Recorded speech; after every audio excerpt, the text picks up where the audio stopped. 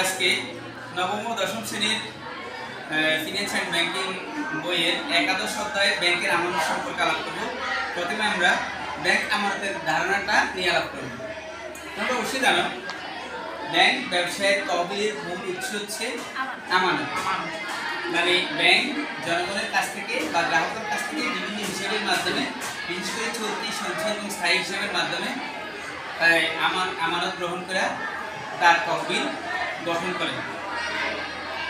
ব্যাংকের আমানত বিভিন্নভাবে সমৃদ্ধ হয়ে থাকে, বিশেষত সঞ্চয়ী আমানত, চলতি আমানত এবং স্থায়ী আমানত।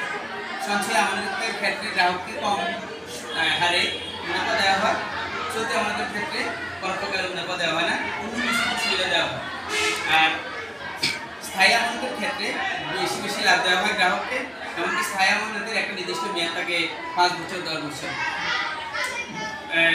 সঞ্চয় আমানতের ক্ষেত্রে গ্রাহক সপ্তাহে, মাসে যে কোনো সময় একটা নির্দিষ্ট সময় টাকা জমা করতে পারে, টাকা উত্তোলন করতে পারে।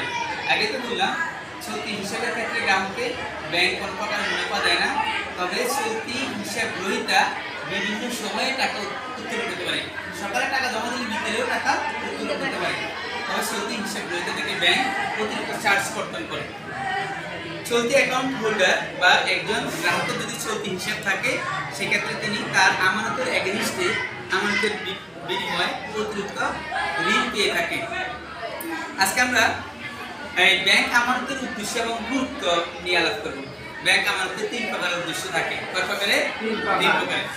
এক প্রকার উদ্দেশ্য হচ্ছে গ্রাহকের প্রেক্ষাপটে বা গ্রাহকের ক্ষেত্রে, দ্বিতীয় হচ্ছে ব্যাংকের ক্ষেত্রে, আর দেশের বা কোনো দেশের সামগ্রিক অর্থনৈতিক উন্নয়নের ক্ষেত্রে ব্যাংকের আমানতের গুরুত্ব রয়েছে। প্রথমত আসো গ্রাহকের ক্ষেত্রে কি কি উদ্দেশ্য।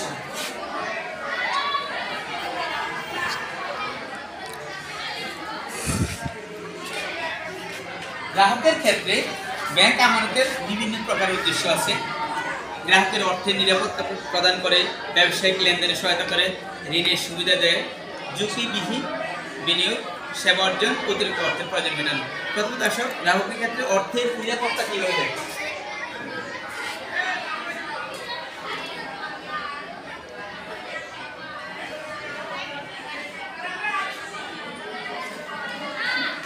গ্রাহকের ক্ষেত্রে ব্যাংকের আমানতের মূল উদ্দেশ্য হচ্ছে অর্থের নিরাপত্তা বিধান করা। তোমার আমার কাছে টাকা, অনেক টাকা রাখাটা নিরাপত্তার ঝুঁকি থাকতে পারে, কিন্তু ব্যাংকের কাছে তুমি যদি তোমার টাকা সঞ্চয় করে রাখো, তাহলে ব্যাংক তোমার অর্থের নিরাপত্তা বিধান করবে।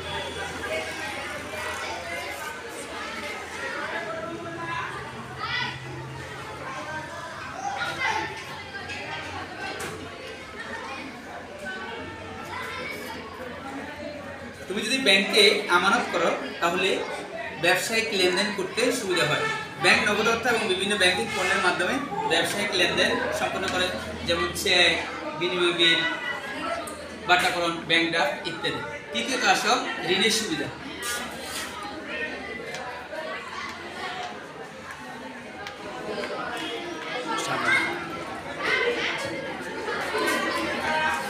ব্যাংক চলতি স্থায়ী হিসেবের মাধ্যমে মালিকদের প্রয়োজনে ঋণ প্রদান করে থাকে। অর্থাৎ তোমার যদি ব্যাংকে কোনো অ্যাকাউন্ট থাকে, সে অ্যাকাউন্টের এগেনিস্টে তোমাকে ব্যাংক গ্রাহককে ঋণ দিয়ে থাকে।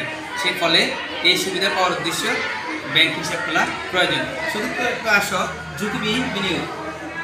ব্যাংকে টাকা জমা রাখলে সুনির্দিষ্ট হারে সুদ পাওয়া যায়। শেয়ার বাজারে বিনিয়োগের মতো এটা ঝুঁকিপূর্ণ নয়, তাই এটা ঝুঁকিবিহীন বিনিয়োগ। তুমি যদি ব্যাংকে টাকা রাখো, অবশ্যই তোমার একটা নির্দিষ্ট হারে বা নির্দিষ্ট পার্সেন্টেজে মুনাফা আসবে, কিন্তু শেয়ার বাজারে তুমি টাকা বিনিয়োগ করলে লাভও হতে পারে, লস হওয়ার সম্ভাবনা আছে, সেক্ষেত্রে ঝুঁকি থেকে যায়। কিন্তু ব্যাংকের আমানতের ক্ষেত্রে কোনো প্রকারের ঝুঁকি নেই।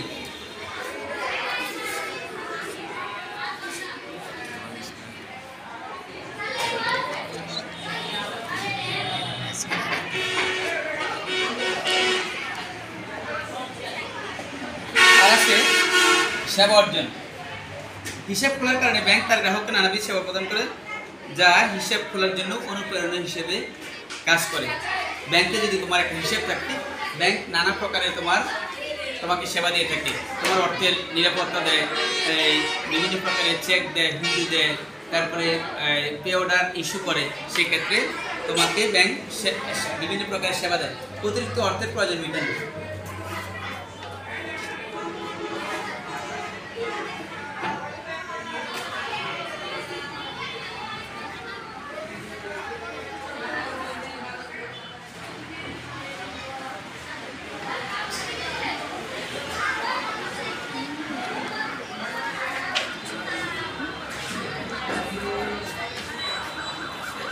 মনে করো তুমি একটা নতুন করে একটা ইন্ডাস্ট্রি করতে যাচ্ছ বা নতুন একটা ব্যবসা প্রতিষ্ঠান সংস্থাপন করবা, সেক্ষেত্রে ব্যাংক তোমাকে তোমার কাছে যে অর্থ আছে তার থেকেও আরও কিছু টাকা ঋণ দিয়ে তোমাকে সে অর্থের সংকুলন করে দিচ্ছে।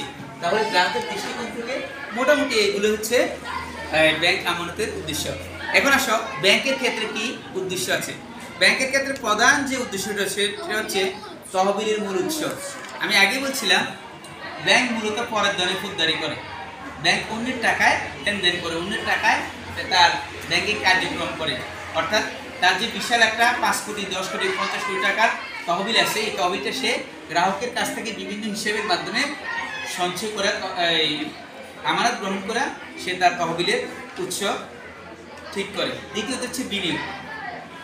ব্যাংকের ক্ষেত্রে আমানতের আরেকটা উদ্দেশ্য হচ্ছে বিনিয়োগ করা। গ্রাহকের কাছ থেকে আমানত গ্রহণ করে ব্যাংক বিভিন্ন লাভজনক খাতে বিনিয়োগ করে। সুতরাং লাভজনক বিনিয়োগ নিশ্চিত করাও ব্যাংক হিসেবে অন্যতম উদ্দেশ্য। বৈদেশিক বিনিময়ে সহায়তা করা। ব্যাংক বৈদেশিক ক্ষুদ্র ব্যবসা করে, যার জন্য গ্রাহককে কখনো কখনো হিসাব করতে হয়। তৃতীয়ত আসো সামগ্রিক অর্থনীতির ক্ষেত্রে ব্যাংক আমানতের উদ্দেশ্য কী। প্রথমত আসো গ্রাহককে সঞ্চয়ে উদ্বুদ্ধ করা বা সঞ্চয় প্রবণতা সৃষ্টি করা। দ্বিতীয়ত পুঁজি বা মূলধন গঠন। ব্যাংক হিসাবের মাধ্যমে অলস বিকৃত সঞ্চয়গুলো পুঞ্জীবিত হয়ে মূলধন সৃষ্টি করে। অর্থাৎ তোমার আমার কাছে থাকা বিভিন্ন হিসেবের মাধ্যমে ক্ষুদ্র ক্ষুদ্র এই অর্থটা ব্যাংক দেশের মূল্যবান পুঁজি বা মূলধন গঠন করে থাকে। তৃতীয়ত বিনিয়োগ এবং উৎপাদনে সহায়তা করে। ব্যাংক হিসাবের মাধ্যমে বিনিয়োগ বৃদ্ধি পায়, যা পরবর্তীতে দেশের উৎপাদন এবং অর্থনৈতিক প্রবৃদ্ধিতে গুরুত্বপূর্ণ ভূমিকা রাখে। আর আছে কর্মসংস্থান, বাণিজ্যিক আন্তর্জাতিক বাণিজ্যে সহায়তা করা। আপাতত এগুলো হচ্ছে ব্যাংকের আমানতের মূল উদ্দেশ্য।